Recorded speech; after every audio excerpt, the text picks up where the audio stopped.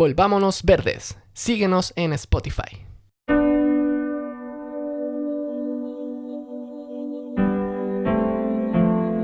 El cambio climático es real. Está sucediendo ahora mismo. Es la amenaza más grande que enfrenta nuestra especie. Debemos trabajar colectivamente y dejar de procrastinar. Necesitamos apoyar a los líderes mundiales que no hablan en nombre de los grandes contaminadores, sino que hablan en nombre de toda la humanidad, de los pueblos indígenas, en nombre de las miles de millones de personas que serán las más afectadas por esto, en nombre de los hijos de nuestros hijos y de aquellas personas cuyas voces han sido ahogadas por la política de la codicia. No demos por sentado este planeta. Yo no doy por sentada esta noche. Leonardo DiCaprio.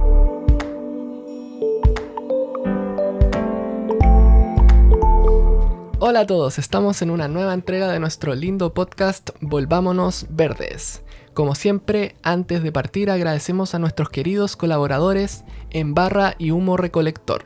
Además te invitamos a apoyarnos en nuestra página de Patreon por solo $1 mensual. A cambio recibirás acceso anticipado a nuevos episodios sin comerciales y acceso a videos exclusivos del podcast. Puedes unirte incluso con una cuenta root o con cualquier tarjeta de débito o crédito, es muy fácil. Pueden encontrar el link a nuestro Patreon en la descripción de este episodio. Ahora sí, partamos con este episodio. Hoy día no tenemos ningún entrevistado, ¿no es cierto? Al fin. Broma. Es que siempre hemos querido mezclar episodios de temas particulares, tanto largos como cortos, con estos episodios de entrevistas. Que es la idea desde un principio que hemos hecho de hacer este podcast, pero es difícil igual porque nos falta el tiempo. En el fondo yo te voy a entrevistar. Claro, en el fondo esto es como que tú me entrevistas a mí. Sí. No es que yo sea una experta en el tema, podríamos decir que sí, pero lo investigué mucho, me preparé mucho para este episodio. Sí. Leí demasiadas fuentes científicas, periodísticas, informes oficiales de gobierno y todo eso. Así que igual está denso. Está muy informativo, muy interesante y denso. Así que tomen asiento, relájense, escuchen con tranquilidad y pónganle pausa si es necesario. Se puede escuchar en más de un día. Exacto. Hoy vamos a conversar de un tema del que ya hemos hablado antes, el cambio climático, pero desde una nueva perspectiva, la perspectiva chilena. Katy recopiló toda la información posible relativa a cómo afecta el cambio climático a Chile y qué estamos haciendo para enfrentarlo. Entonces, partamos con lo más básico. ¿Qué es el cambio climático? Para quienes aún no lo tienen claro. Exacto. Con el cambio climático nos referimos a estos cambios a largo plazo, no de corto plazo. No es que un día hizo frío, un día hizo calor, no. A largo plazo, en decenios, por ejemplo, en los años, en los siglos, tanto cambios de temperatura como de patrones climáticos, que pueden ser debidos a factores naturales, como siempre ocurrió en la historia de la Tierra, pero que en este caso particular, desde el siglo XIX, uno de los factores más importantes detrás de estos cambios climáticos que estamos viendo es la actividad humana. ¿Y a qué nos referimos específicamente? A la quema de combustibles fósiles, la quema de carbón, petróleo y gas, que han liberado enormes cantidades de gases, como por ejemplo CO2, que llegan a la atmósfera y comienzan a atrapar calor, la radiación que viene del sol. Esto lleva a un aumento en las temperaturas promedios y a diversos cambios que puedes ver tanto en precipitaciones, en patrones climáticos que puede llevar a más lluvia, más sequía, pueden ocurrir muchos tipos de cambios. ¿Y por qué vamos a hablar del cambio climático particularmente en Chile? Que ya hemos tocado, como tú sabes, en varios episodios hemos hablado del cambio climático, más siempre desde una perspectiva global, ¿no? Hemos analizado sus causas, sus consecuencias, y aunque el cambio climático es un fenómeno global, se siente, cada persona lo va a sentir a nivel local, y en particular según el contexto particular de donde tú vives. Y como nosotros, tú y yo vivimos en Chile y nos escuchan mayormente en Chile, nos toca hablar de cómo afecta el cambio climático a Chile y qué podemos hacer en Chile para enfrentarlo. Muy bien. ¿Y cuánto aporta Chile con sus emisiones de gases de efecto invernadero al cambio climático? Somos, en el contexto global, un país relativamente pequeño, comparado con Estados Unidos, con Rusia, con China, con Brasil, Y eso hace que nosotros contribuyamos poco a las emisiones globales totales. De hecho, contribuimos menos del 1%, menos de la mitad del 1%, contribuimos el 0,2% de las emisiones de gases de efecto invernadero. Entonces, al ser Chile un país relativamente pequeño que contribuye tan poco, ¿para qué nos vamos a preocupar del cambio climático si no somos los más grandes responsables, por ejemplo, como Estados Unidos o China?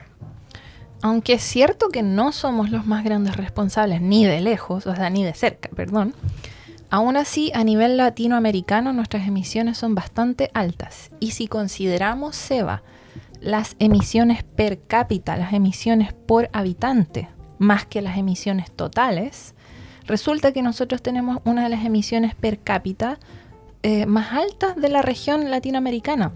Tenemos entre 4 y 5, digamos ya entre 4,5, pero esto cambia, toneladas de gases por habitante al año. Entre 4 y 5 toneladas al año por habitante, que son más altas que las de Argentina, que tiene una inmensa industria ganadera que emite mucho metano, son más altas que las de Brasil, que las de México, que las de Colombia, y ahí cambia, ¿no? Porque estos son grandes países que en total emiten más que nosotros, pero per cápita cambia la cosa. Y supuestamente tenemos unas emisiones per cápita que son inferiores al promedio de los países de la OECD, de la Organización para la Cooperación y el Desarrollo Económico. Pero los países que pertenecen a la OECD son en su mayoría países que tienen enormes emisiones per cápita, como Estados Unidos, Canadá, Australia, que tienen más de 15 toneladas de CO2 por habitante al año.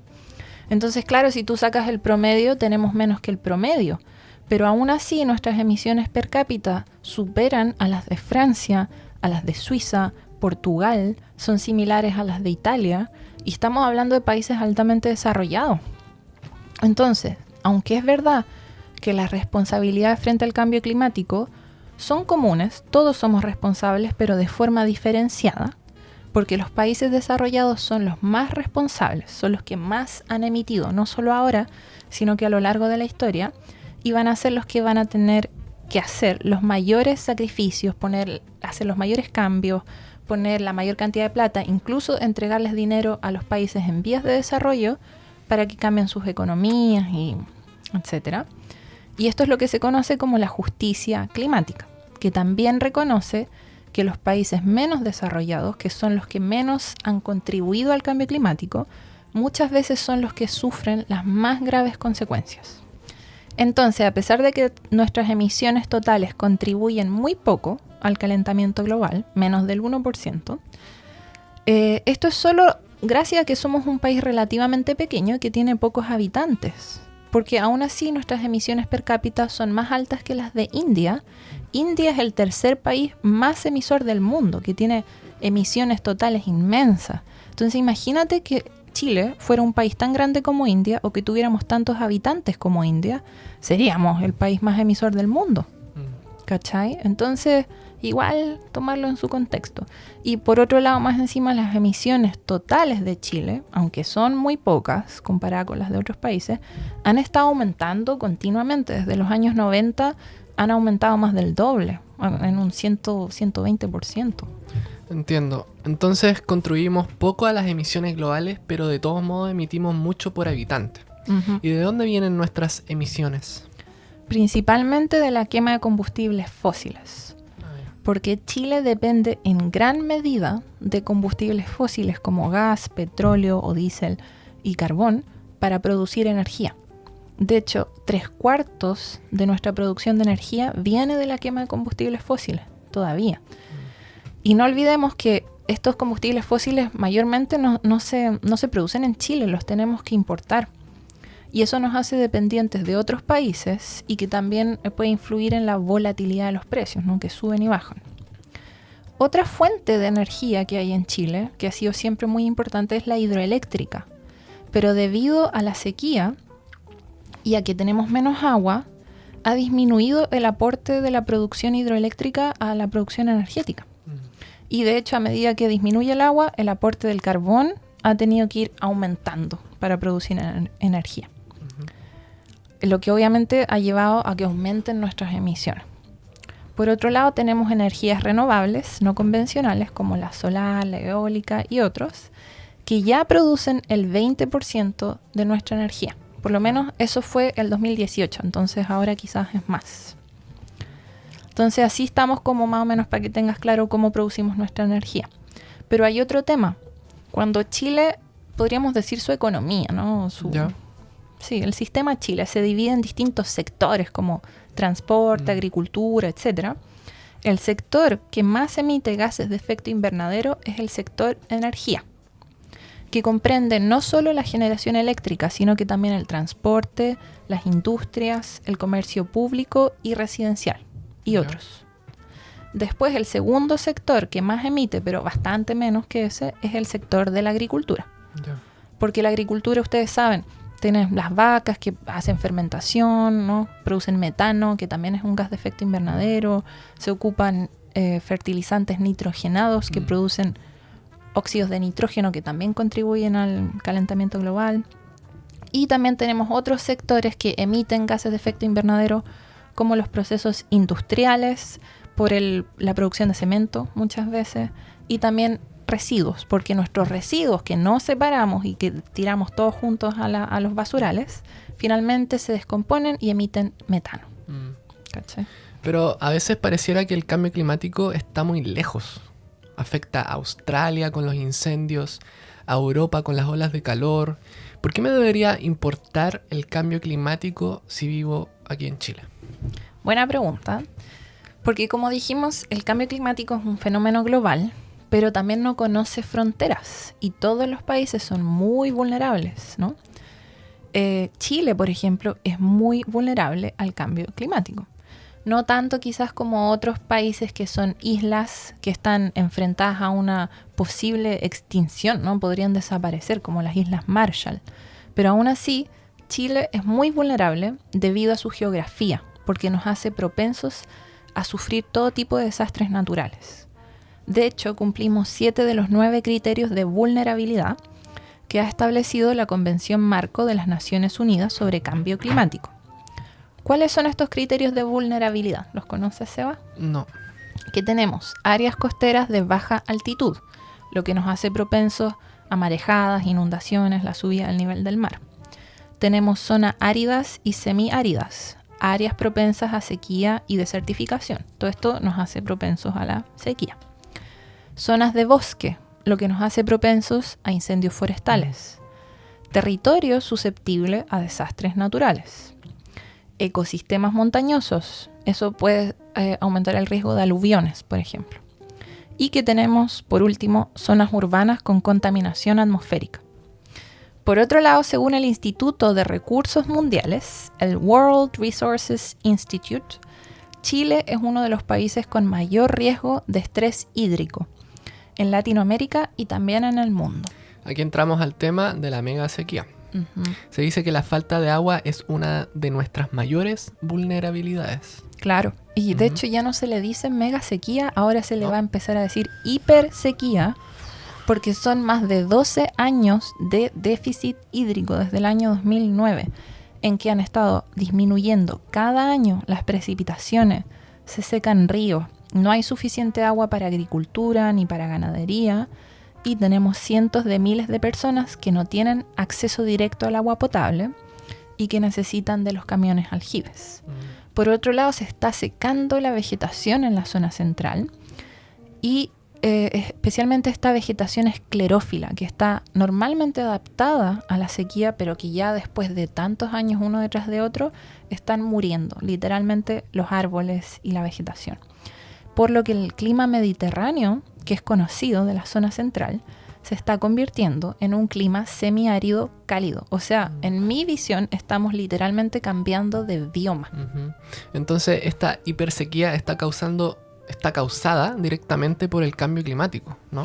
Igual es complicado esa pregunta, si es directa, absolutamente directa causa de cambio climático, porque se sabe ya, por lo que he leído, que el factor humano, que se refiere a esto del cambio climático que es causado por la quema de combustibles fósiles, este factor humano es un factor importante detrás de la mega sequía. Aunque también hay un factor natural, un componente natural que está relacionado a altas y bajas presiones en el Pacífico y es medio complicado. Yo creo que un meteorólogo lo puede entender mejor. Les dejé un link, en todo caso, en las fuentes de información.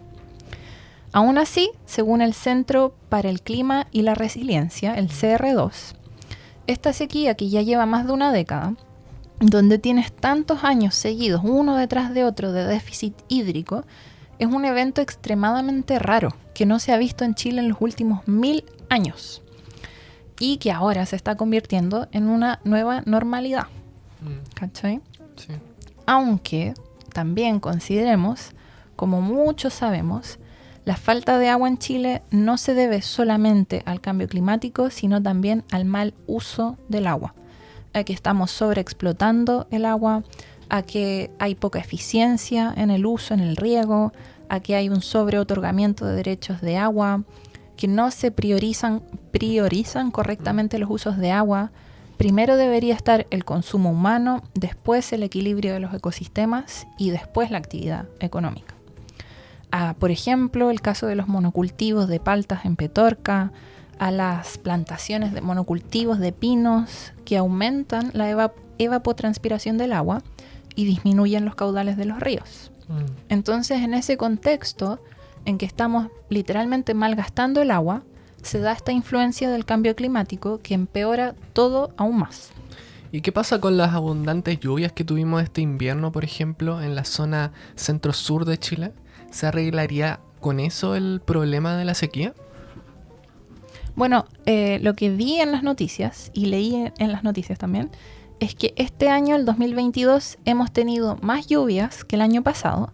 Sin embargo, sigue estando por debajo del promedio de lo que debería ser normalmente. Entonces no basta para solucionar el problema de la sequía. O sea, tendrías que tener 12 años de un aumento de lluvias, quizás, para que se solucione. Lo bueno es que sí se ha acumulado nieve en las altas montañas, lo que es muy positivo, pero continuamos con un déficit hídrico de agua. ¿Y cómo se proyecta la sequía hacia el futuro? Según las proyecciones de los científicos que trabajan con los modelos climáticos, si consideramos un escenario hipotético en que continuemos emitiendo muchas emisiones de CO2, va a continuar aumentando la temperatura promedio en Chile entre 2 a 4 grados Celsius de calentamiento, especialmente en las zonas altas de la montaña, donde podría alcanzar hasta 5 grados de calentamiento. Eso es súper grave porque va a llevar a un continuo derretimiento de nieve, de glaciares, va a disminuir el agua en las cuencas, imagínate. Y se prevé que van a seguir disminuyendo las precipitaciones en la zona central y también en la zona sur, en la 8ª, 9ª región. Aunque obviamente hay que considerar que estos son modelos climáticos, no son 100% precisos, siempre hay incertidumbre porque se utiliza estadística, así que hay que tomarlos con cuidado. Y aparte de la hipersequía, ¿qué otros impactos podría tener el cambio climático en Chile? Va a haber o ya hay, pero va a seguir aumentando el riesgo de desastres, de tanto, no solo de sequía, sino que precipitaciones extremas debido a un aumento del caudal de los ríos, van a haber inundaciones, aluviones, o incluso debido a al derretimiento de los glaciares. Por ejemplo, lo que vimos en esas imágenes que hubo como un inmenso aluvión en Kirguistán, creo que fue, también en los Alpes, ¿no? Porque los glaciares se van derritiendo y puede ser que de repente, de un momento a otro, colapsan. Es terrible. También va a haber un aumento del nivel del mar a nivel mundial, que puede ser de decenas de centímetros a incluso unos cuantos metros, pero eso viendo, ¿no?, en las próximas décadas, 2050, incluso 2100. Y esto es debido al derretimiento de los polos y que también el agua se expande debido al aumento de la temperatura. Por lo tanto, en Chile va a haber un aumento en la intensidad y frecuencia de marejadas. Y también por el aumento del nivel del mar, el agua salada, como empieza a inundar lugares que normalmente no estaban inundados, comienza a contaminar los pozos de agua subterránea, que ya después ya no se pueden tomar, o comienza a contaminar con agua salada humedales o ecosistemas costeros. Va a haber un aumento de incendios forestales, aumento de pérdida de biodiversidad, lo que vimos con la vegetación esclerófila, también de animales. E incluso, Seba, podría aumentar la ocurrencia de algunas enfermedades, como las enfermedades transmitidas por roedores y garrapatas, el hantavirus, la rabia, eso especialmente en la zona centro-sur. Y en el norte podrían aumentar las enfermedades vectoriales, como la malaria y el dengue, que actualmente están ausentes aquí. Y todo esto también podría tener impactos económicos súper grandes, ¿no es cierto? Es difícil dimensionar las inmensas pérdidas económicas que podría sufrir Chile, tanto por desastres naturales, que se podría dañar infraestructura importante, como por pérdidas en la agricultura, porque la agricultura depende del agua. O sea, la agricultura es el sector que más agua consume en Chile, más del 70% del consumo de agua. Y si no hay suficiente agua para regar los cultivos, va a disminuir la productividad, por ejemplo, de arándanos y frambuesas, que son súper vulnerables a la sequía. Y se podría dar que los cultivos se van a desplazar del norte hacia el sur, de acuerdo con la cantidad de agua o la disponibilidad de agua. Uh-huh.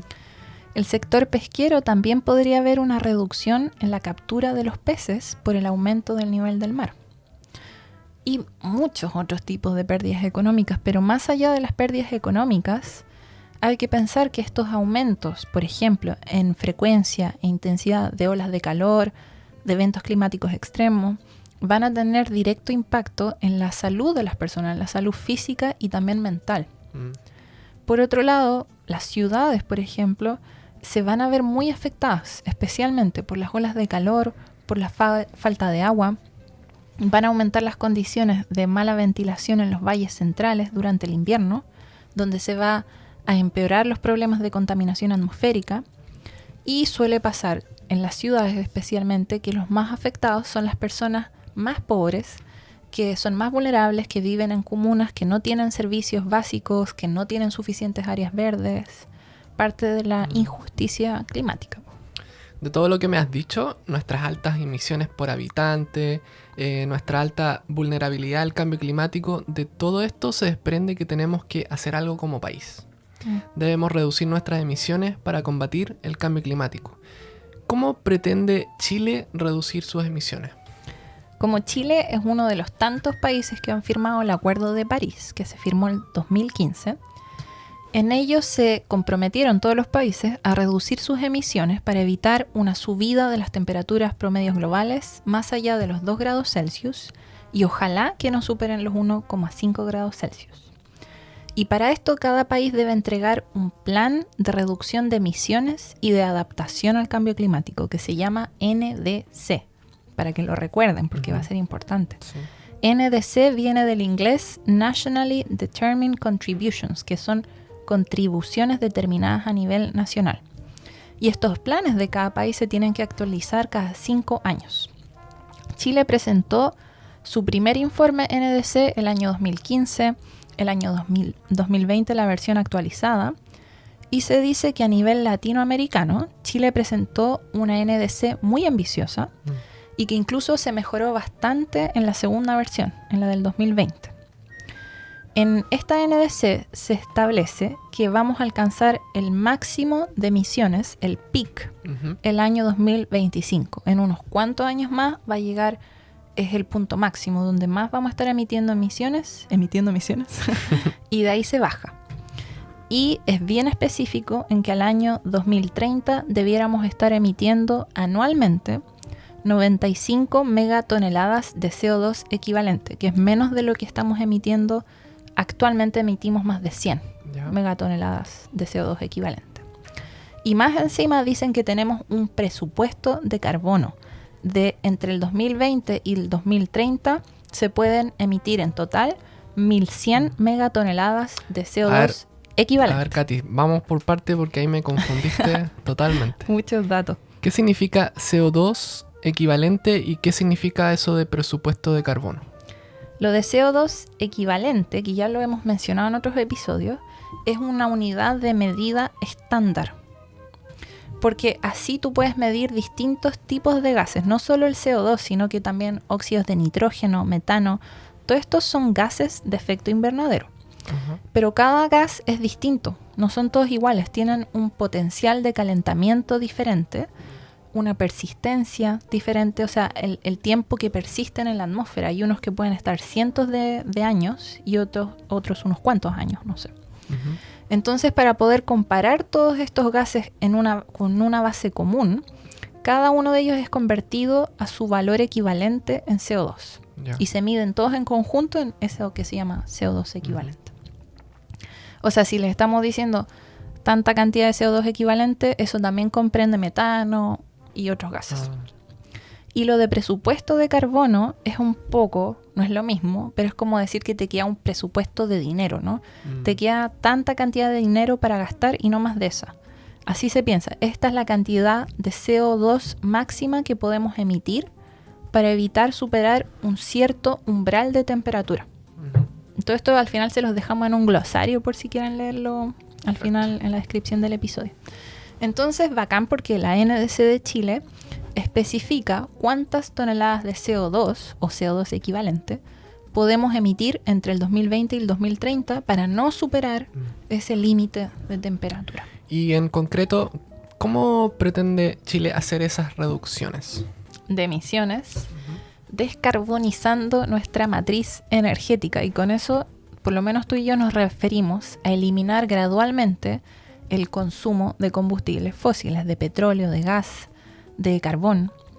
Porque te acuerdas que los combustibles fósiles conforman 3/4 de la fuente energética del país. Es mucho. Y eso es lo que tenemos que cambiar.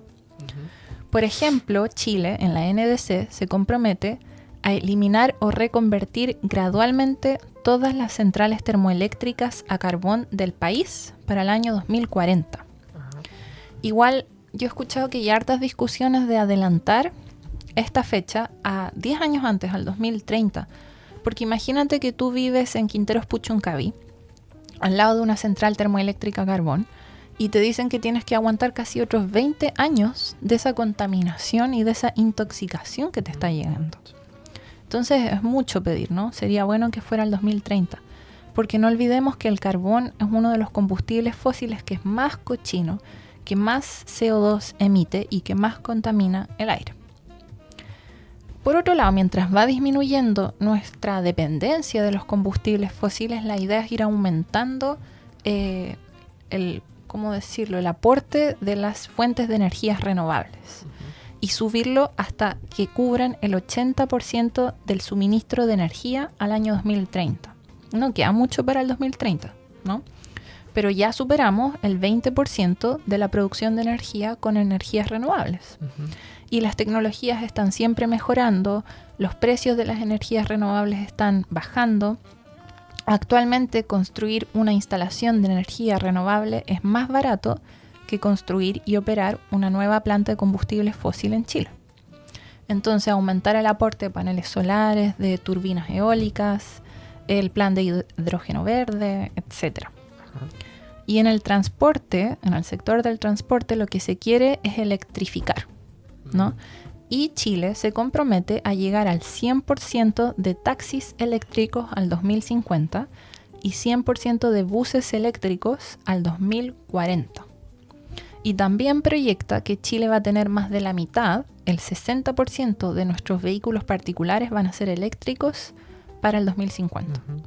Y que los transportes de carga, los grandes camiones, se van a mover con hidrógeno verde. Hartos cambios que se vienen. Sí.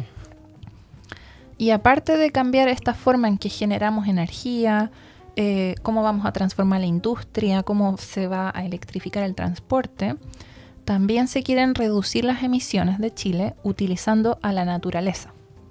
Porque como tú sabes, Seba, los bosques, por ejemplo, ayudan a reducir el CO2 de la atmósfera, ¿no? Porque lo absorben durante la fotosíntesis, son sumideros de carbono. Y contribuyen de esta manera a la mitigación, a la reducción de emisiones. Y no solo contribuyen en la mitigación, sino que también nos ayudan a adaptarnos a los efectos del cambio climático. Nos ayudan a adaptarnos a las altas temperaturas, a la sequía, porque mantienen la humedad, mantienen la seguridad hídrica, protegen el suelo, conservan la biodiversidad, etcétera, muchas cosas más. Y lo mismo pasa con las turberas, con los humedales, que son almacenes de carbono, absorben CO2, filtran el agua, regulan los flujos de agua, reducen el riesgo de inundaciones, regulan las temperaturas, aumentan la biodiversidad, muchos efectos positivos.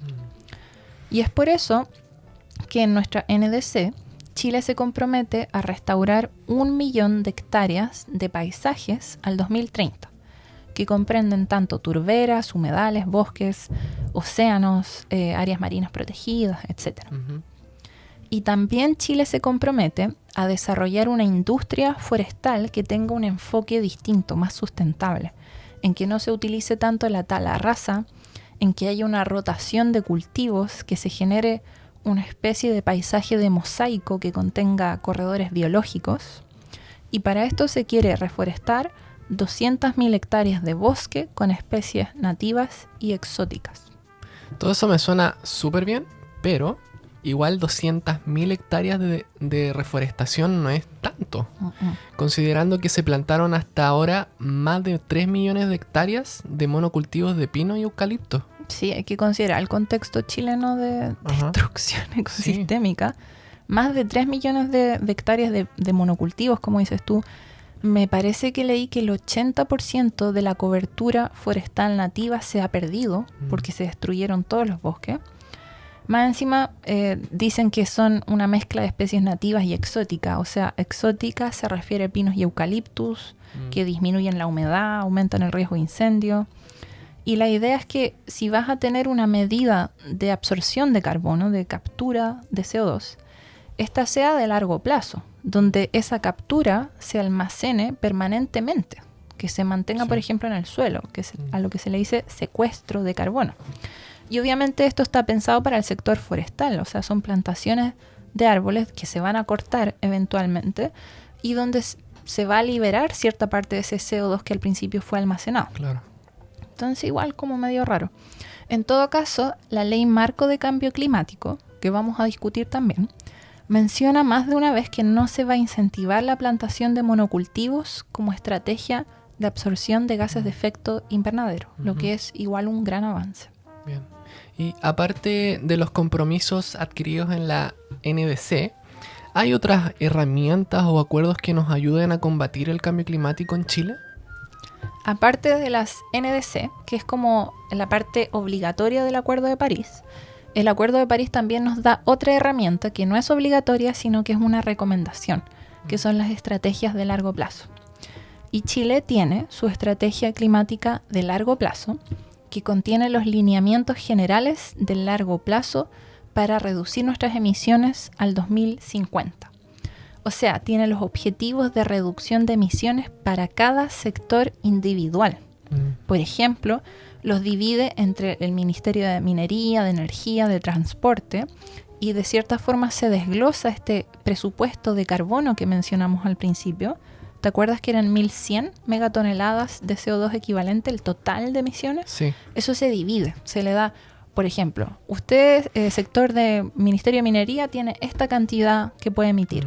Ministerio de Transporte, esta cantidad. Y así, ¿cachai?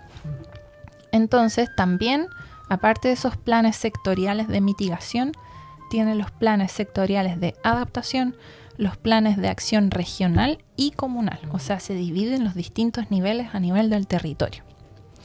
Y ambas estrategias, que son la NDC y la Estrategia Climática a Largo Plazo, ambas herramientas, podríamos decir, están recogidas en la Ley Marco de Cambio Climático que salió hace poco. Claro, como dices, en junio de este año salió esta nueva Ley Marco de Cambio Climático. ¿En qué va a aportar a la lucha contra el cambio climático esta nueva ley? Es que una vez que ya tienes todo esto que hemos dicho en una ley, ya dejan de ser solo promesas, se convierte en algo más concreto. La mitigación y la adaptación serían legalmente vinculantes. Recuerden que con mitigación nos referimos a la reducción de emisiones y con la adaptación nos referimos a disminuir la vulnerabilidad y aumentar la resiliencia al cambio climático. Entonces, si ambas forman parte de esta nueva ley, ya dejaría de ser puro bla, bla, bla, ¿cachai? O sea, tenemos objetivos concretos y eso es bacán. ¿Ya? Aparte de estos objetivos claros y también que vamos a tener una institucionalidad para llevar a cabo todo esto, esta nueva Ley Marco de Cambio Climático contiene la meta de ser carbono neutrales al 2050, También contiene todo lo respecto a la NDC y a la estrategia climática de largo plazo. Y aparte de los objetivos que contiene esta nueva ley, también contiene los principios climáticos, como el principio de equidad y justicia climática.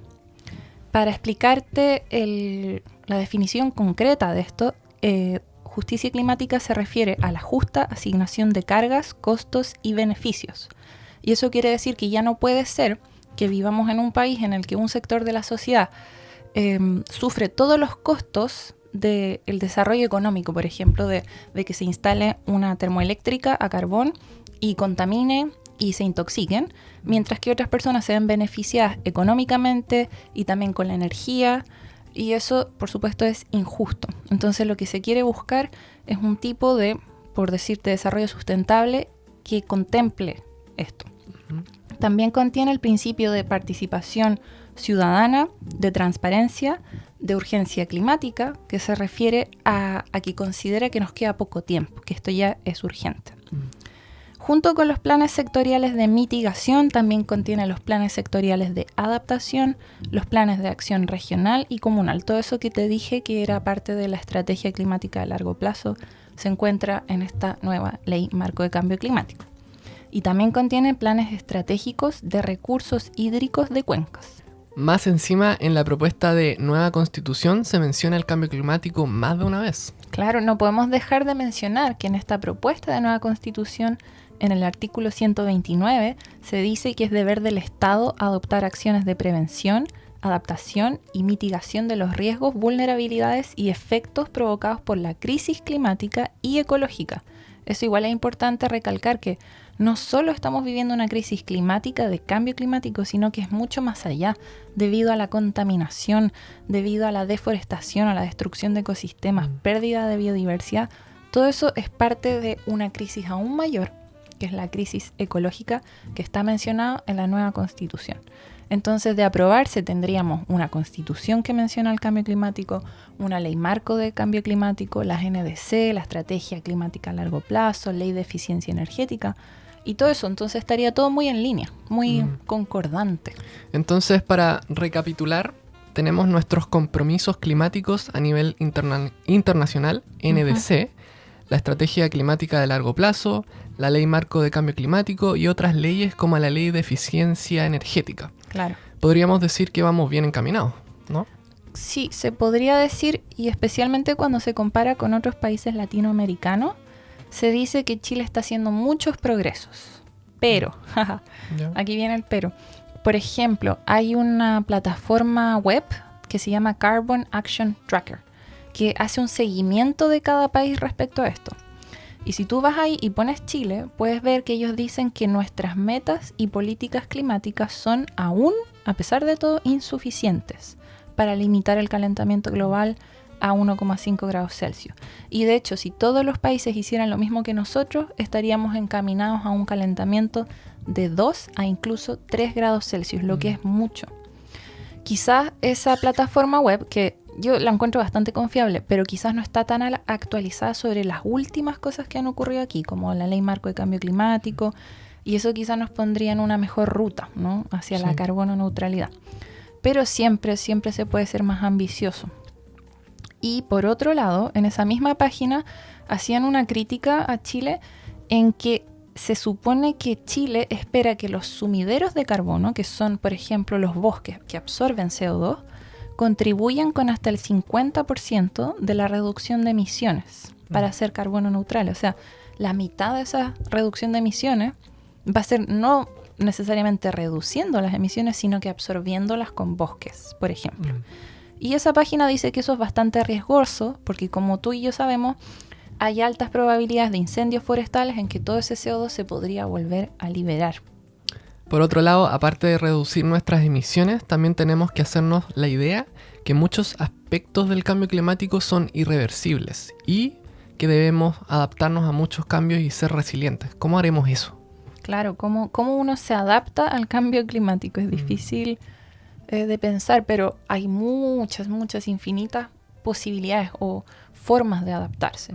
Por ejemplo, una buena forma es identificar cuáles son las vulnerabilidades Por ejemplo, hablamos de la vulnerabilidad de Chile de la sequía en la zona centro y sur.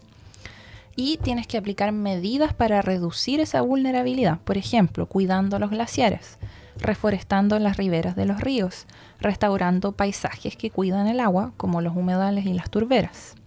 También con educación ambiental, con concientización, aprender a hacer un uso razonable del agua. Uh-huh. Entonces hay muchas formas de adaptarse, y no solo a la sequía, sino que a las olas de calor, a las subidas del mar. Para el tema de la sequía se va a querer también invertir en infraestructura, como infraestructura gris, o sea, construir embalses para guardar agua.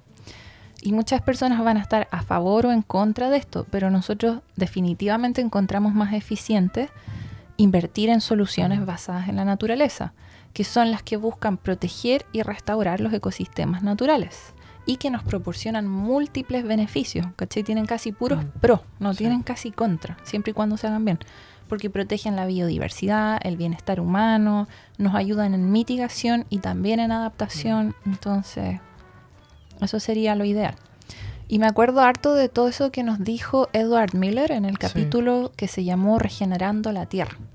Él es de Costa Rica y nos explicó muchas veces, y él ha dicho en muchas entrevistas, que el cambio climático no es el único problema, como mencioné anteriormente, y que tenemos un gravísimo problema de pérdida de biodiversidad que nos podría poner aún más en peligro nuestra propia existencia como seres humanos, ya que dependemos totalmente de la biodiversidad de insectos, por la polinización de plantas que nos dan el oxígeno, de bacterias que incluso nos ayudan a digerir, o sea, están dentro de nuestros intestinos, de distintos animales que proporcionan lo que se llama servicios ecosistémicos.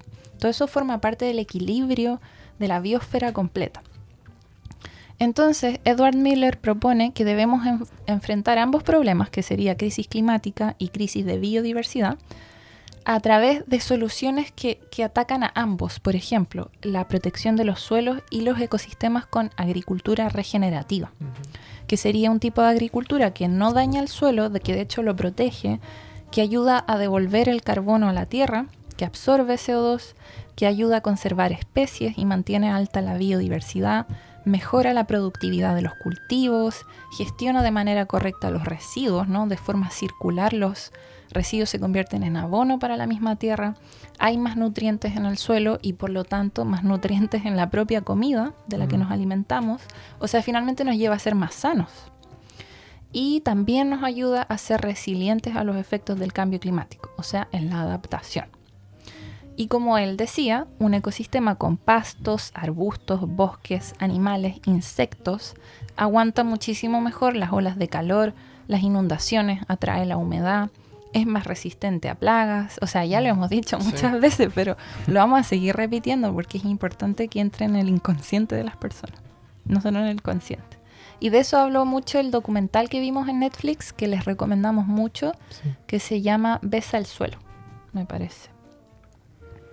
Y también, Seba, no olvidemos que todo esto se trata, a mucha gente le interesa el tema de la economía y tienen que ser conscientes de que si estamos mejor adaptados al cambio climático, vamos a sufrir muchas menos pérdidas económicas. Incluso se pueden crear más puestos de trabajo con otros tipos de actividades que sean regenerativas de la tierra. Se podría fortalecer la economía incluso. Claro. En este episodio hemos hablado bastante de las políticas públicas que está llevando a cabo el gobierno para realizar los cambios. ¿Y qué hay de nuestras acciones individuales? ¿Qué podemos hacer como individuos en Chile para combatir el cambio climático? Es mucho. ¿Hay mucho? Y depende de cada persona. Sí. También era interesante lo que decía Edward Miller en el capítulo anterior, que él decía que no se piensa quedar así como de brazos cruzados esperando de alguna manera adaptarse al cambio climático, ¿no? Que él iba a luchar de todas las formas posibles para hacer frente, por las generaciones futuras, por todo. Y hay muchos frentes en donde uno puede atacar este problema. Por ejemplo, tú y yo no vivimos actualmente en la ciudad, vivimos más como en el campo, donde podemos contribuir a la regeneración. Podemos hacer un huerto, que eso es lo que tenemos pensado hacer, hacer compost para que se devuelvan los residuos como nutrientes a la tierra, plantar árboles nativos, regenerar el suelo finalmente. Y la gran mayoría de los chilenos no vive en el campo, vive en la ciudad, donde igual uno tiene, no sé, un pequeño balcón, un pequeño rincón donde se puede poner una pequeña compostera. Hay composteras de todos los tamaños y así evitas que todos estos residuos orgánicos se vayan a la basura junto con otros materiales como plásticos, metales, qué sé yo, todo lo que se tira a la basura, todo eso se descompone, es asqueroso, contamina el suelo, las aguas subterráneas y emite metano finalmente. Contribuye al cambio climático.